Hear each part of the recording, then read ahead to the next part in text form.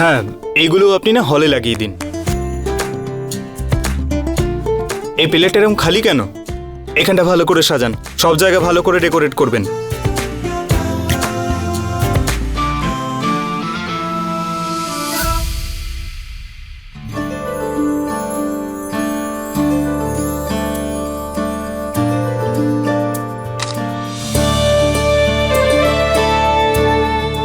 আমাদের জীবনের পথ আমরা বেছে নিয়েছি, কিন্তু আমাদের এক করেছে আমাদের ভাগ্য।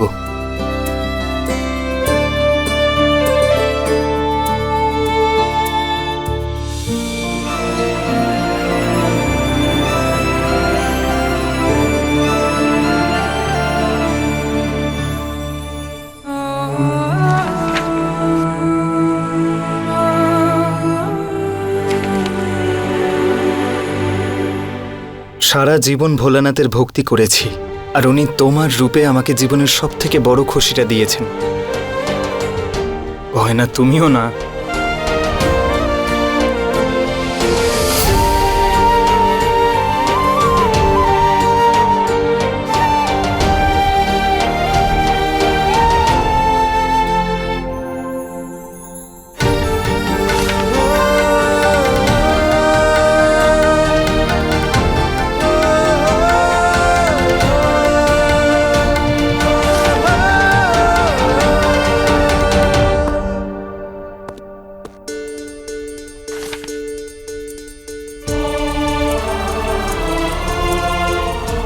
শুধু এখনই না, বরং সারা জীবন আমি তোমার মুখে এই হাসিটা দেখতে চাই, আর আমার প্রতিটা খুশি তোমার সঙ্গেই জুড়ে আছে।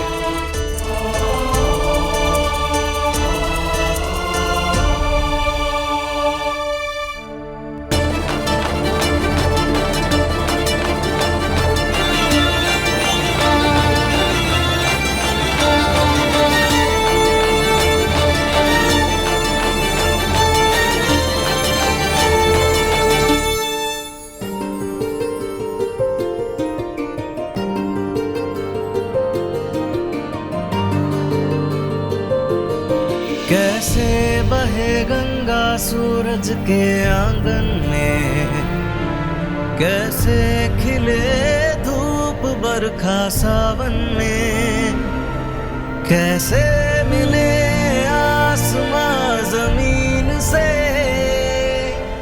क्या करे शिकायत नसीब से। आग और पानी सा अपना किस्सा है, तू हमारी कहानी का आधा हिस्सा है। आग और पानी सा अपना किस्सा है, तू গয়না, তুমি এসব করার দরকার ছিল ডাক্তারবাবু।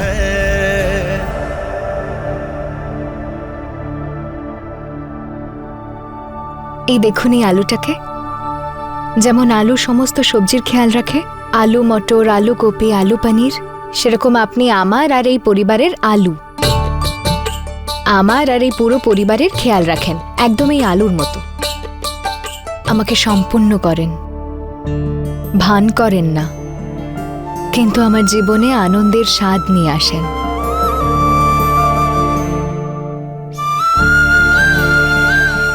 গয়না, তোমার হয়েছে কি? এসব এসব কি? হ্যাঁ,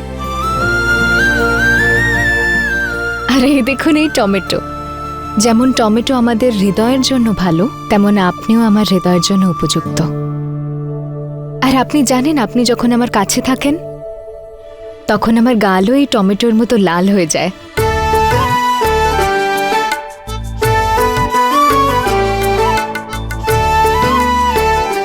এই গয়না, তোমার হয়েছেটা কি? একদম বাচ্চা হয়ে গেছো, এবার থামো। ডাক্তারবাবু দাঁড়ান,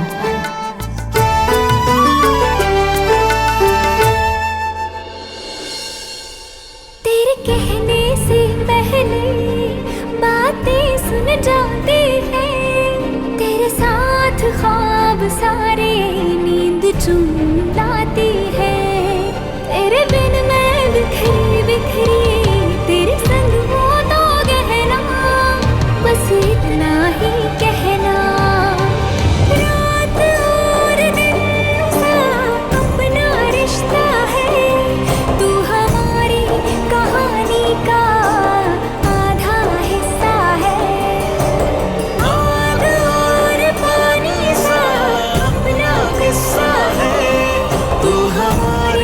कहानी का গয়না এসব ডাক্তারবাবু, যেমন এই স্যালাডের পাতা আমাদের স্বাস্থ্যের জন্য খুবই প্রয়োজন, তেমন আপনিও আমার জীবনে খুবই প্রয়োজন। ডাক্তারবাবু, আপনি আমার নিঃশ্বাস, আমার হৃদস্পন্দন। ডাক্তারবাবু, আপনি আমার জন্য অনেক কিছু করেছেন, কখনোই আমার মুখের হাসি ম্লান হতে দেননি। আর আমি আপনাকে অনেক বিরক্ত করেছি, অনেক দুঃখ দিয়েছি। আমাকে ক্ষমা করে দিন না ডাক্তারবাবু। আপনি কি এই স্যালাডের পাতাটাকে আমার প্রায়শ্চিত্ত রূপে স্বীকার করবেন?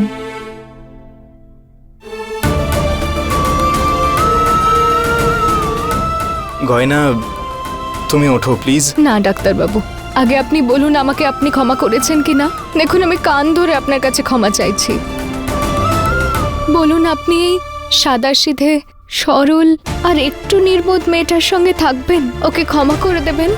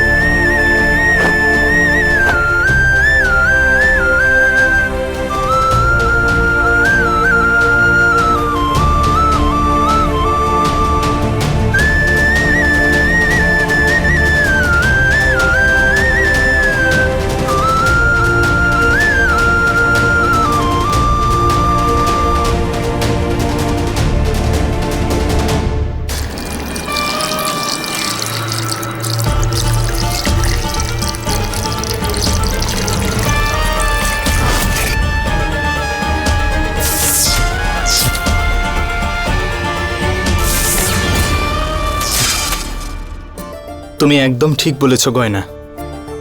যেমন এই আলু, টমেটো, এই স্যালাড পাতা আমাদের জীবনের জন্য প্রয়োজন, তেমনি তোমার ভালোবাসাও আমার জীবনের জন্য অত্যন্ত প্রয়োজনীয়। আলিয়া,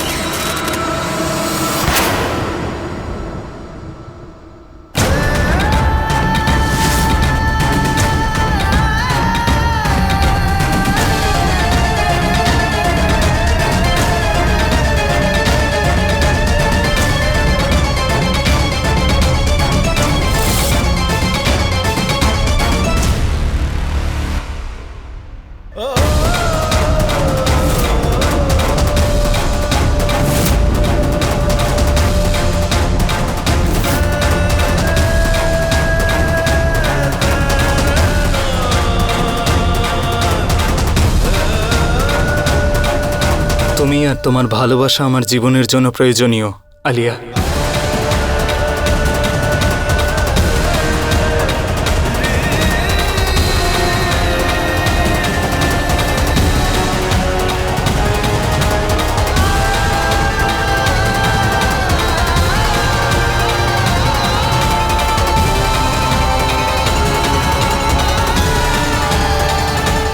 আলিয়া, এটা কি করছিলে তুমি? নিচে দেখে হাঁটো না, এখনই পা দিলে তো তোমার কারেন্ট লাগতো। আয়ুষ্মান, আমি এগুলো দেখিনি। থ্যাংক ইউ সো মাচ, তুমি আমাকে বাঁচিয়েছো।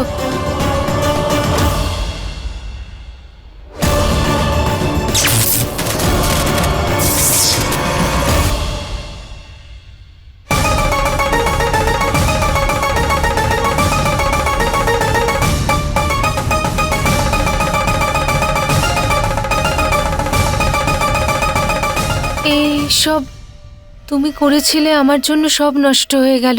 সরি গয়না।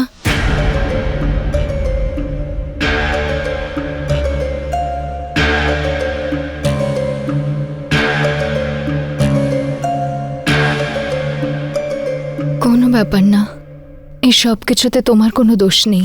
না, এতে আমারই দোষ আছে। যদি আয়ুষ্মান আমাকে বাঁচাতে না আসতো তাহলে এগুলো নষ্ট হতো না। আর আয়ুষ্মান, তোমার কি দরকার ছিল আমাকে বাঁচানোর? আমি যখন পড়ে যাচ্ছিলাম ছেড়ে দিতে আমায়। যদি আমার কারেন্ট লাগতো লাগতে দিতে তুমি। অন্ততপক্ষে গয়না এত কষ্ট করে এগুলো বানিয়েছিল, সেগুলো নষ্ট তো হতো না। তুমি এত বেশি ভেবো না আলিয়া। হ্যাঁ, কারণ ভেবে দেখার বিষয় হলো এখানে জল আর কারেন্টের তার কোথা থেকে এলো। হয়তো ওই ইলেকট্রিশিয়ান এসেছিল না ডেকোরেশনের কাজ করবার জন্য, ওই হয়তো তারটা খোলা ফেলে রেখে গেছে।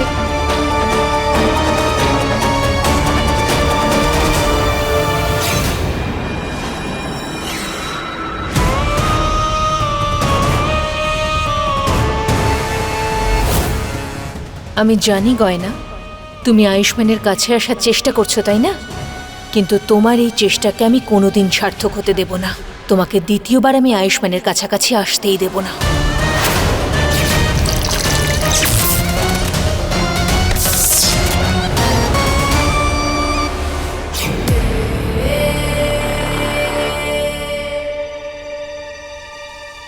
আমাকে ক্ষমা করে দাও গয়না। আমি বললাম তো, তুমি এই সব ব্যাপারে অত ভেবো না।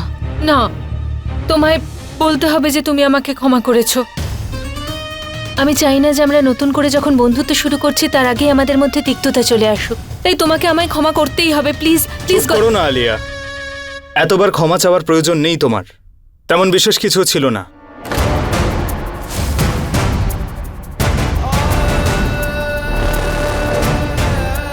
আরে আয়ুষ্মান, তুমি এসব কি বলছো? গয়না এত কষ্ট করে নিজের মনের কথা বলার চেষ্টা করছিল, তুমি তার একটুও কদর করছো না। পরিশ্রম, আরে সবজির বাজার বসিয়েছিল ভেতরে। আলু নাও, টমেটো নাও। আর ওই চিঠির মধ্যে পুরনো শায়রি লেখা ছিল, জানি না কোথা থেকে তুলেছে। এসব কেউ লেখে নাকি আজকাল? মনের কথা কেউ এভাবে বলে? আরে এইসব তো এই জন্য করছিল কারণ ওর করা ভুলের জন্য ক্ষমা চাইছিল।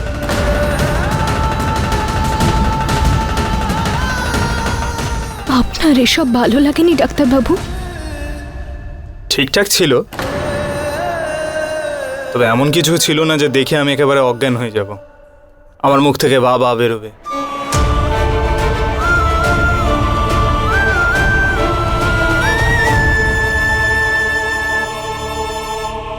বেচারির জন্মদিনে ওর মনে দুঃখ দেওয়ার কি দরকার ছিল তোমার? আরে এইরকম ব্যাপার না গয়না, আমি কদর করি। প্লিজ তুমি না কষ্ট পেও না এসবের জন্য। ডাক্তারবাবু, আজ পর্যন্ত আপনি আমার কোনো চেষ্টাকে ছোট করে দেখেননি, আর আজ আমি আপনার জন্য মন থেকে কিছু করেছি আর আপনি এইসব বলছেন? আমি তো আপনাকে খুশি দেখতে চেয়েছিলাম, আপনার মুখে হাসি দেখতে চেয়েছিলাম। আমি কি জানতাম এর মূল্য আমার চোখের জল দিয়ে চুকাতে হবে?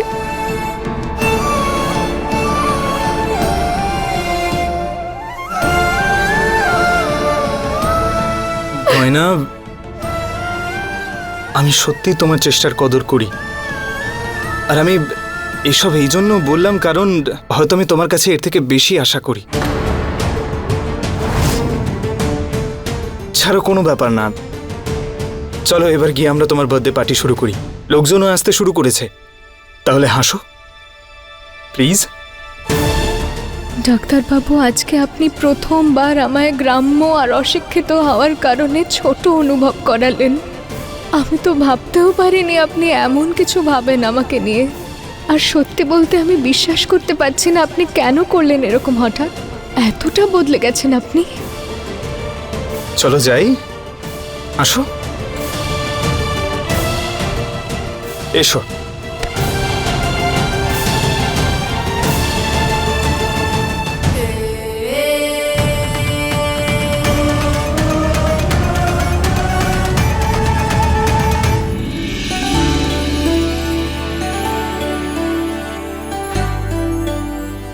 নমস্কার, আসুন।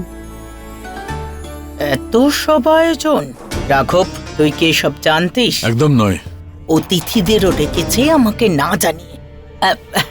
নমস্কার।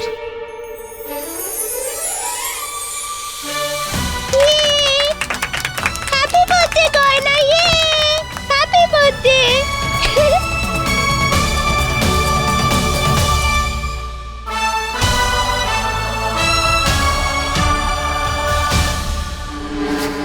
আরে বাহ গয়না, আজ নিশ্চয়ই খুশি হয়েছো। এত বিশাল পার্টি তো আমার জন্য কখনো রাখা হয়নি এই বাড়িতে। হ্যাঁ, তাই না? হ্যাঁ গয়না, দেখো না আয়ু তোমার জন্য কত বড় বার্থডে পার্টি অ্যারেঞ্জ করেছে, তাই না? মা,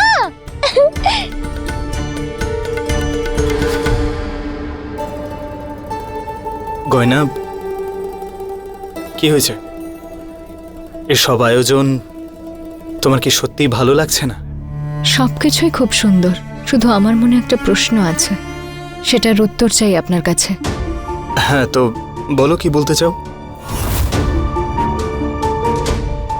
আরে দাদা, তুমি এখানে? তোমাকে তো তোমার সারপ্রাইজগুলো রেডি করতে হবে, চলো। হ্যাঁ, আমি এক্ষুনি আসছি। কিন্তু ডাক্তারবাবু, আমার প্রশ্নটা। আরে বৌদি, একটু দূরে থাকো না দাদার থেকে।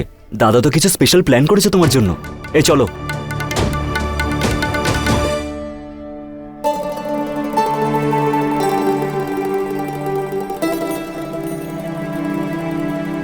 গয়না, কি হয়েছে মা? কি জিজ্ঞেস করতে যাচ্ছিলি আয়ুষ্মানকে? কিছু না কমলা মা।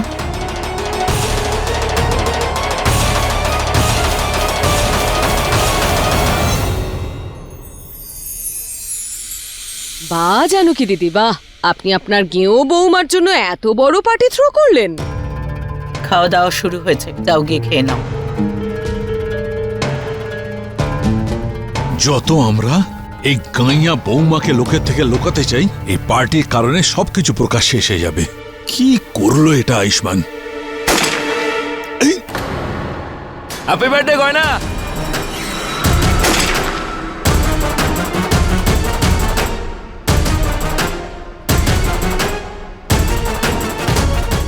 হ্যাপি বার্থডে গয়না। কোথায় আমার বোন? আয়, তোর জন্মদিন তো আজকে। ভোলাদা, তুমি এখানে? আজ তোর জন্মদিন যে, আমাকে তো আসতেই হতো। আর দেখলি না কিরকম ধামাকা করে এলাম আমি? ভালো করেছি তো? ভোলাদা,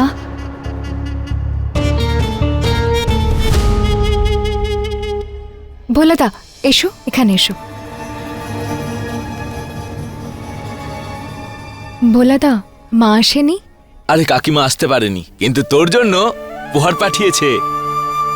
এই নে। উপহার? আর আমি জানি আমাদের কথা তোর খুব মনে পড়ে, সেই জন্যই তো এবার যখন এসেছি কিছুদিন থেকে তবে যাব। সারাক্ষণ কাটাবো আমার বোনের সঙ্গে।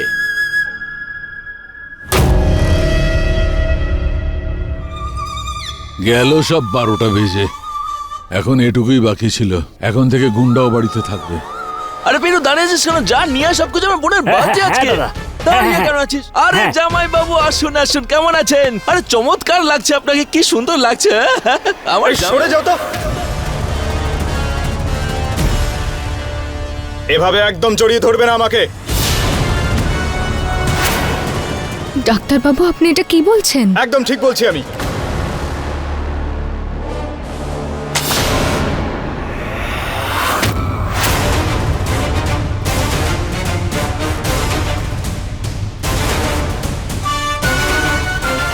আর তোমাকে মনে করিয়ে দিতে চাই, এই যে তুমি বারবার বন্দুক বের করে এখানে গুলি চালিয়ে দাও না, তোমার কি মনে হয় দেখে খুব ভালো লাগে? কারোর যদি হঠাৎ গুলি লেগে যায় তখন? এই যে এখন বন্দুকটা তোমার মাথায় তাক করা রয়েছে, বুঝতে পারছো যে কতটা খারাপ লাগে?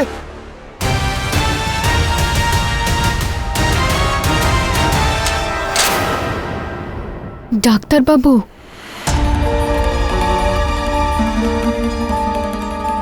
আমার ভালো লেগেছে তুমি এসেছো। যেমন গ্রাম থেকে শহরে আসা শিখে গেছো, তেমনি শহরের রীতিনীতিগুলোও শিখে নাও।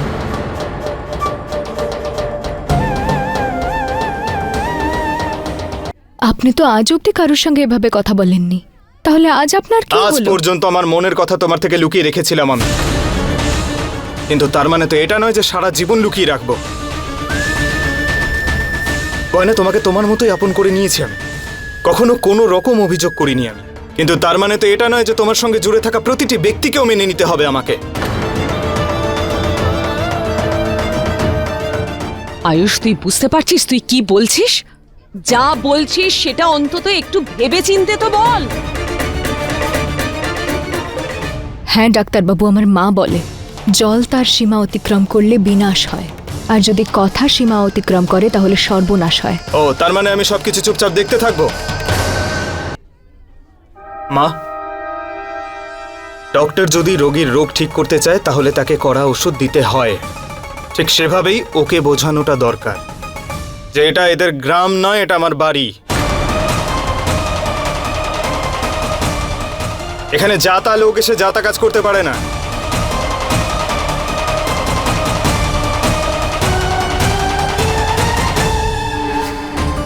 ডাক্তারবাবুর হঠাৎ করে এতটা পরিবর্তন কি করে হলো? উনি কি সত্যি আমারই ডাক্তারবাবু?